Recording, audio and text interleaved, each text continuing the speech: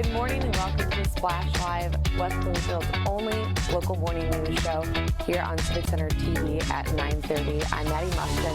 Let's dive into the show. First, we're going to start off with a Person of the Week QR code. Every week we highlight someone from our greater West Bloomfield community that is making an impact here, whether they are a student, educator, local business, or organization. We want to make sure we are highlighting them here on the Splash Live. If you would like to submit an entry, you can scan the QR code on the screen, fill out the Google form with the person's name, their contact information, and reasons they should be recognized for a Person of the Week. Now let's go dive into our Greater West Bloomfield events that are happening now. Our first event is the West Bloomfield Township Library events. They've started their virtual programming for 2022. Some of those events this week.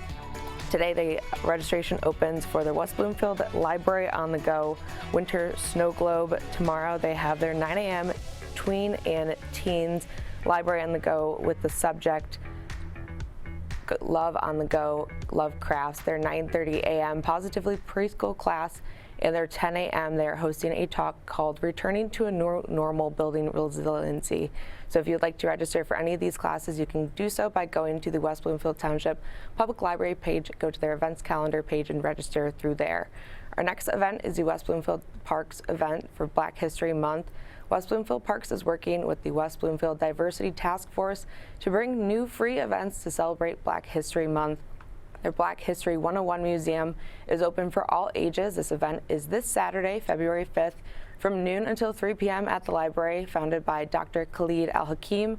The Black History 101 Mobile Museum is an award-winning collection of original artifacts of Black memorabilia dating all the way from the transatlantic slave trade era to current hip-hop. They will also be having a special lecture and exhibition at 10 a.m. West Bloomfield Parks is also hosting a few other Black History Month events in February, including their Love Yourself wellness event for ages 16 and up on Saturday, February 12th from 9 until 11:30 a.m. and Saturday, February 26th from 10 until 2 at Orchard Mall. They will be having their Black Expo. For any of these events, you can head over to the West Bloomfield Parks website to register. Our last event that is ongoing is our Sylvan Lake Game Night event.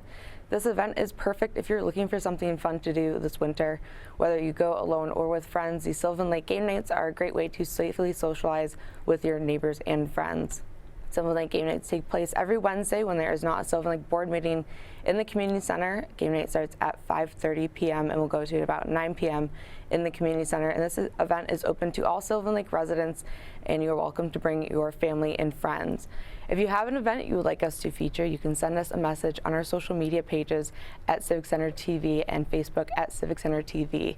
Coming up, I'll be talking with Kiersten Douglass, a volunteer for Keego Harbo Parks and Rec, to talk about Taste of Keego 2.0. But before that, if you're looking for a creative way to talk about tender topics with your child, the West Bloomfield Township Public Library has the perfect way to do so. We talked to Emily Vickers about those tender topic kits that you can check out at the library.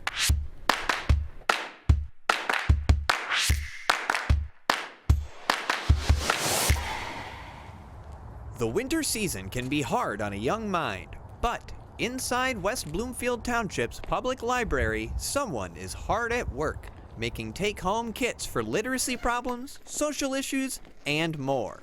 I talked with Emily Vickers, who walked me through some of the tender topic kits available at the West Bloomfield Township Public Library.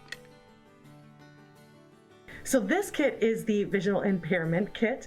So in this kit, there are books that talk about differences. So this one is saying It's Okay to Be Different by Todd Parr, which is kind of just the theme of this kit. This one is called Charlotte's Spectacles, which is about wearing glasses. That's part of a visual impairment. This little guy right here has a visual impairment of wearing glasses. And this is a seeing eye dog. So he has a little harness and something that you might need as a visual impairment. These are kind of cool because as a visual impairment, you might use touch and feels for something that you need to rely on because you might have a visual impairment that you can't see as well, so you rely on touch. And this is a social emotional matchup puzzle that's understanding yourself. So it's a little bit different because you're trying to figure out what's different about you, but also making yourself unique and special and knowing that you're still unique and amazing and you're still awesome. Each kit is filled to the brim with books, activities, and toys that cover a range of approaches for broaching difficult questions as a family and finding healthy ways to grow as a child. This Tender Topic kit is about separation and divorce. And so inside this kit are a few books about separation and divorce that might be helpful. This one's called My Two Homes. This one's called Why Do Families Change? Our first talk about separation and divorce. This one's called Facing Divorce. These are just some books that might be helpful to read with your child about starting a conversation about how our family might look different or might be changing a little bit. This is an adult book that might be helpful about co-parenting. That might be something that you want to talk about with the other adults in your household about how to work through some adult conversations about how to co-parent in two separate households. We also have two puzzles in this kit about how families might look different in two separate households. We also have a very cool puzzle, which is a social emotional puzzle about understanding myself because things might be a little bit different.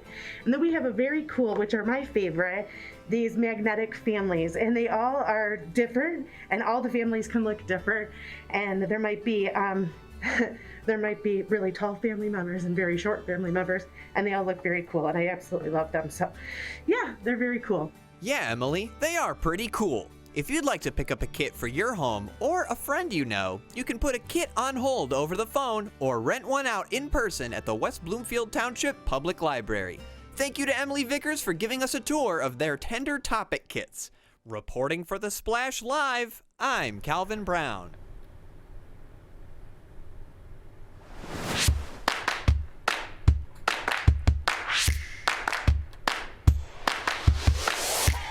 Those Tender Topic kits are available to check out now at the library. If you have any questions, you can contact Emily Vickers for more information. Later on, we'll be checking out our Person of the Week and how they're giving back to the community. But before that, we'll be joined by Kiersten Sonneville-Douglass to talk about Taste of Keego 2.0. All of that and more after this short break. We'll be right back with the Splash Live.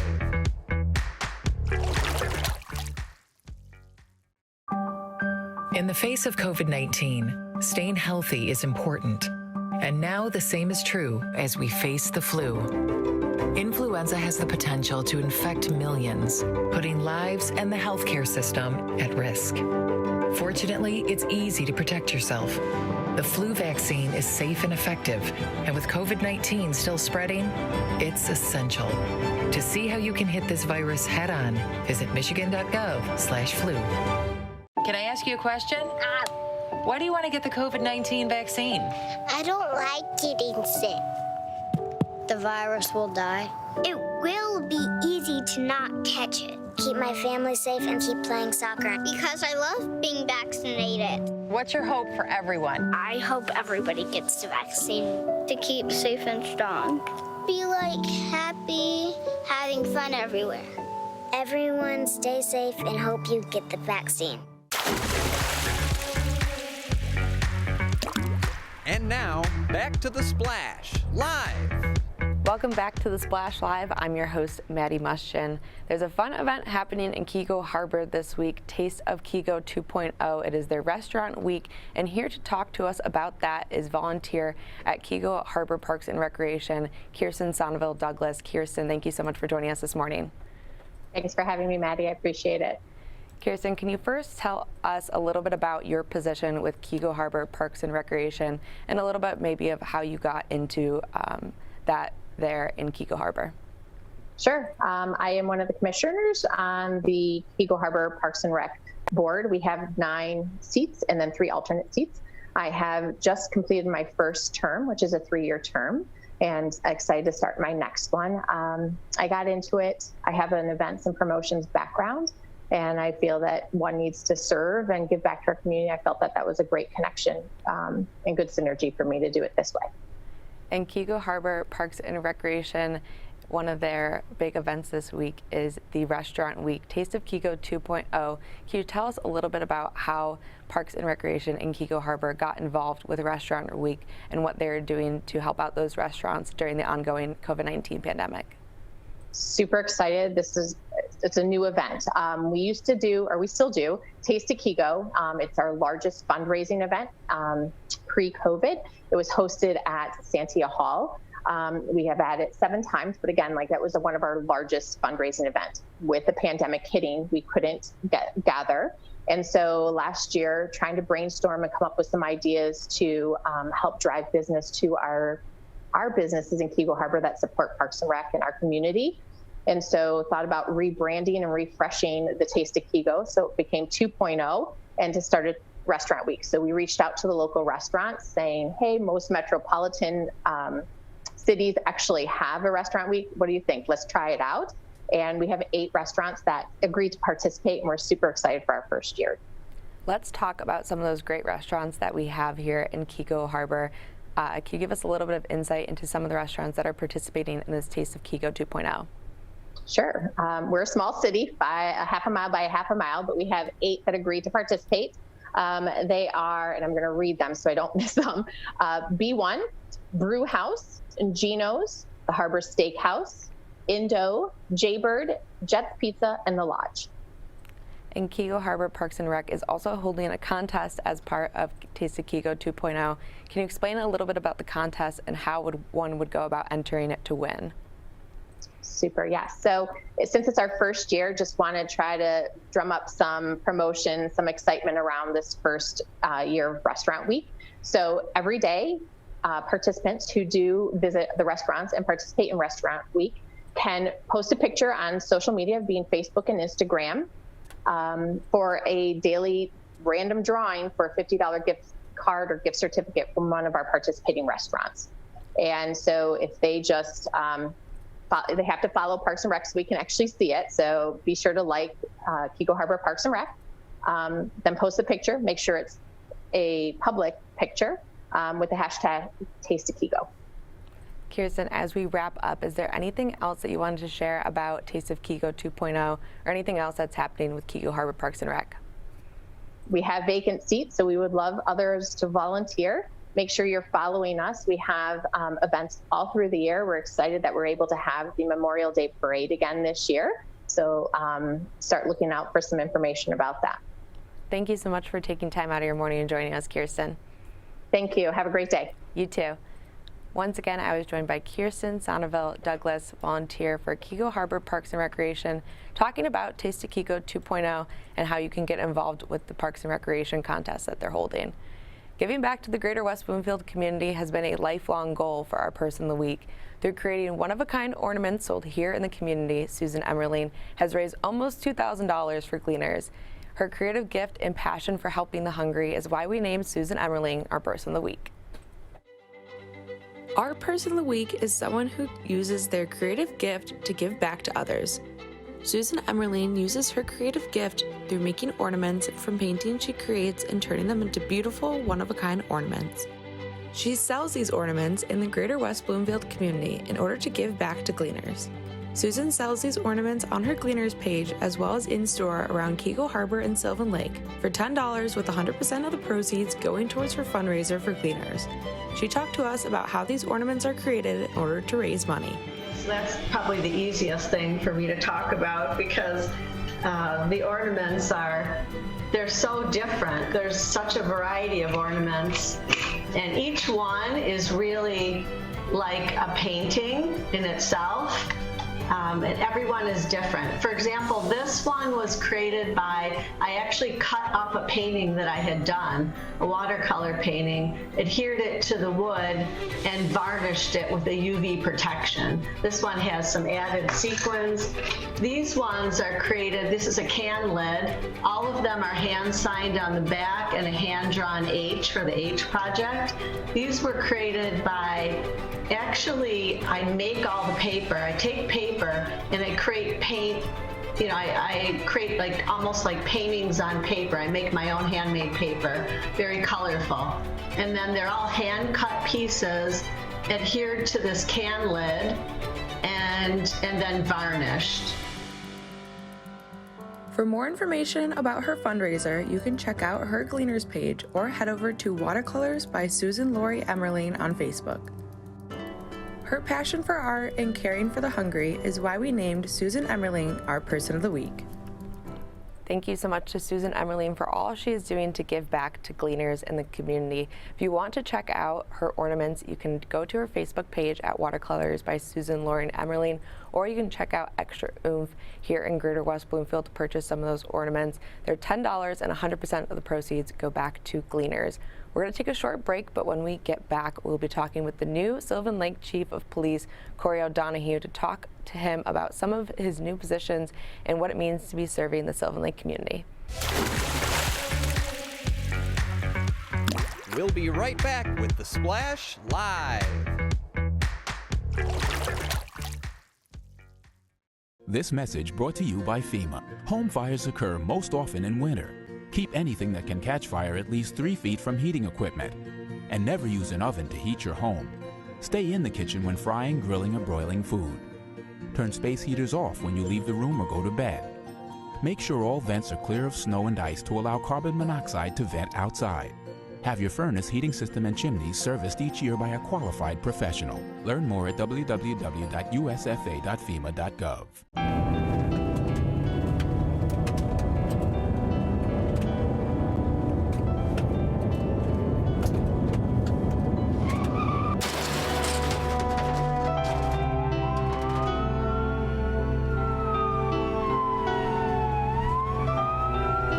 Teens a day die from texting and driving. Don't text and drive.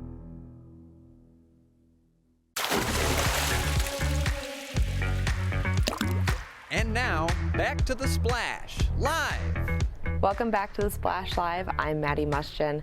If you want to nominate someone for the Person of the Week, if you saw Susan Emmerling's video, and think of someone that comes to your mind that you want to nominate that is making an impact in the Greater West Bloomfield community, you can do so now by scanning the QR code on the screen and filling out the short Google form. It only takes about a minute if you have the person's name, some reasons that they should be recognized for the Person of the Week, and their contact information for them.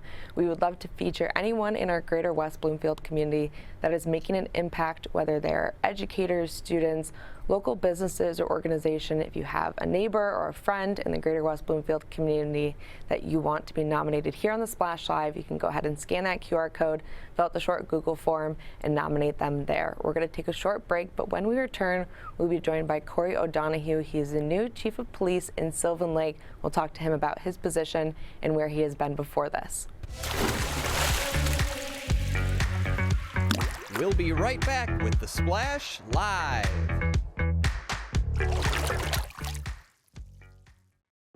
When it comes to making plans, you are the best. What about those barbecues you plan in detail for your family? Or your daughter's first costume party? It was out of this world.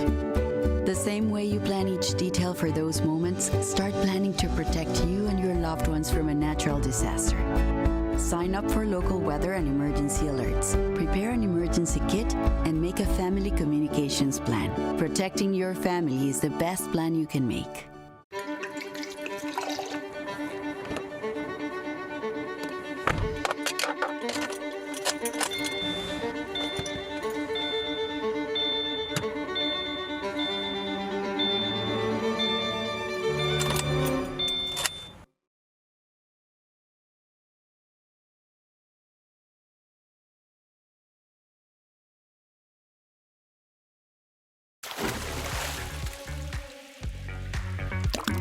And now, back to The Splash Live.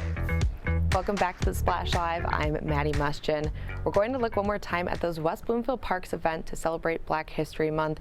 As February begins tomorrow, they have a bunch of free events that they will be hosting here in the Greater West Bloomfield community to honor Black History Month. Some of those events starting this Saturday. On Saturday, they have their Black History 101 Mobile Museum. This was started by Dr. Khalid Al-Hakim. This Black History 101 Museum is a mobile museum open for all ages. They have their Saturday, February 5th event from 12 until 3 p.m. at the library. This Black History 101 Mobile Museum is an award-winning collection of original artifacts of Black memorabilia, and they also have a special lecture and exhibition at 10 a.m. West Bloomfield Parks also has a couple of other events in February, including the Love Yourself Wellness While Black event for ages 16 and up on Saturday, February 12th from 9 until 11:30 a.m. And on Saturday, February 26th, they will be hosting a 10 a.m. to 2 p.m. event at Orchard Lake Mall. This is the Black Expo event. They have a bunch of vendors as well as a live DJ. And then we'll be having some fun events there at Orchard Mall. For any of these events, if you're interested, you can head over to the West Bloomfield Parks website to register. These events will be free, and some of them have a short fee that will be giving back to those people that are helping out with these events, as well as West Bloomfield Parks. They have registration open on their website, as well as you can call them if you have any questions. Some of the ongoing events that are happening are the West Bloomfield Public Library has their virtual programming. These events are free, and you can register for them through the West Bloomfield Township Public Library website. They have their West Bloomfield Library on the Go event that is opening today. This is the Go on the Winter Snow Globe event. They also have tomorrow their 9 a.m. Tween and Teen Library on the Go Love Crafts that is open tomorrow. Their 9:30 Positively Preschool class, and their 10 a.m. they have their talk where they're hosting their Returning to a New Normal Building Resiliency event. If you'd like to register for any of these, you can do so by going to the West Bloomfield Township Public Library website, clicking on the event of your choosing, and you can register there. Our next ongoing event is the Sylvan Lake Game Nights. These are perfect if you are looking for something fun to do this winter, whether you go alone or with your friends. The Sylvan Lake Game Nights are a great way to safely socialize with your neighbors and friends. Sylvan Lake Game Nights take place every Wednesday when there is not a Sylvan Lake board meeting in the community center. Game night starts at 5:30 p.m. and will go up to about 9 p.m. at the community center. These events are open to all Sylvan Lake residents, and you're welcome to bring any family and friends. They also are hosting some euchre tournaments, so keep posted there. You can contact Feather Buchanan or Amy DeCanter from those Sylvan Lake Game Nights if you have any questions. If you have an event you'd like us to feature on our social media pages, you can do so by contacting us here at Civic Center TV or messaging us on any of our social media pages. We are now joined by the new Chief of Police in Sylvan Lake, Chief Corey O'Donohue. Thank you so much for joining us, Chief O'Donohue. Hi, Maddie. Glad to be here. Chief O'Donohue, can you first tell us a little bit about yourself and some of the previous jobs you've had before coming here to Sylvan Lake? Sure. Well, I'm coming to Sylvan Lake from the Royal Oak Police Department, where I spent almost 29 years. The last 11 of those years, I served as police chief of Royal Oak. While in Royal Oak, I was given a lot of opportunities. I served as a field training officer, a defensive tactics instructor, SWAT operator. I have extensive experience in investigations and planning for special events. I'm also a graduate of Police Staff and Command in the FBI National Academy. Prior to joining the Royal Oak Police Department, I served in the Marine Corps, and that's basically my work history. Chief O'Donohue, what led you to be the Chief of Police here in Sylvan Lake? Give us a little background into the move from Royal Oak to Sylvan Lake. Well, I retired from Royal Oak in December, and shortly after I retired, I got a call from Chief Bassett, your former chief. He told me he was moving on to Chesterfield Township and thought I'd be a good fit here. I met with our city manager for an interview and was offered the position. And as the new Chief of Police of the prettiest little city in Michigan, what are some of the things you're most excited about in your new role here in Sylvan Lake? Well, as the city manager told me in the interview, the city staff here is very small, but they provide a disproportionately large amount of service for our community. We're able to do that because everyone wears a lot of hats and everyone pitches in where it's needed. So I'm expected and excited to be a lot more hands-on than I was maybe in my previous position. But I'm just really excited about the opportunity. And Chief O'Donohue, you've only been here for a little while. We're heading into February now. What are some of the things that either certain safety measures that you'd like to implement here, or some of the things that you've seen in your short time here already in Sylvan Lake? I'd say overall, you have a very good police department. I think my job is to ensure we build on the success of our city manager, John Martin, and the previous police chief, Brian Bassett. And is there anything in your previous job in Royal Oak that you think worked well dealing with the city that may be a little bit larger than Sylvan Lake here that you might want to bring into the prettiest little city in Michigan? Even though Royal Oak is larger, I made a point to get myself out in the community and make sure, I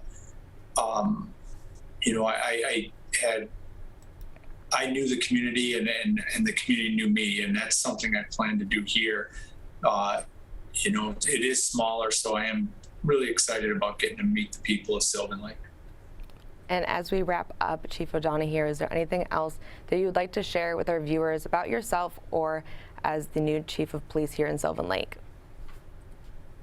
Like I said, I'm excited to be here. I think it's a neat little town, and it's I think it's probably gonna be a little bit more fun in the summer than the winter.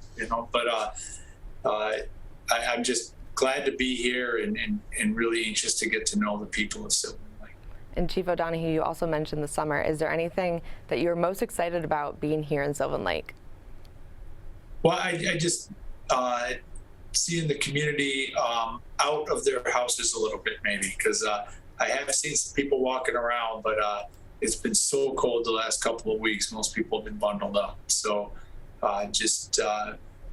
seeing the people enjoy all the benefits that this community offers them. Well, thank you so much for joining us, Chief O'Donohue, and we'll get back to your Monday. All right. Thank you very much. Once again, I've been joined by the new Sylvan Lake Chief of Police, Corey O'Donohue. That's going to do it for today's show. Thank you to Kiersten Sonneville-Douglass from Keego Harbor Parks and Recreation, as well as Chief Corey O'Donohue for joining us this morning. And a special thanks to our Zoom producer, Jared Clark, for coordinating the Zoom and make sure our guests joined us this morning. As always, thank you to Calvin Brown, our board operator, for making the show possible each and every morning. And thank you for joining me as we explored all the people and events in our greater West Bloomfield community. As always, you can make sure to tune in live on Civic Center TV, Comcast Channel 15, and AT&T Channel 99, Monday through Friday from 9:30 to 10 a.m. to catch up on what's going on in our greater West Bloomfield community. You can also check out all of our archived stories and interviews by visiting civiccentertv.com under the Splash Live tab on the website, and you can check out those featured stories as well as interviews, our Person of the Week features over there on the website. You can also follow us on YouTube, Twitter, and Instagram at Civic Center TV and Facebook at Civic Center TV 15. For all of our friends in Sylvan Lake, Orchard Lake, Keego Harbor, and West Bloomfield, I'm Maddie Muschin. Thank you for watching the Splash Live.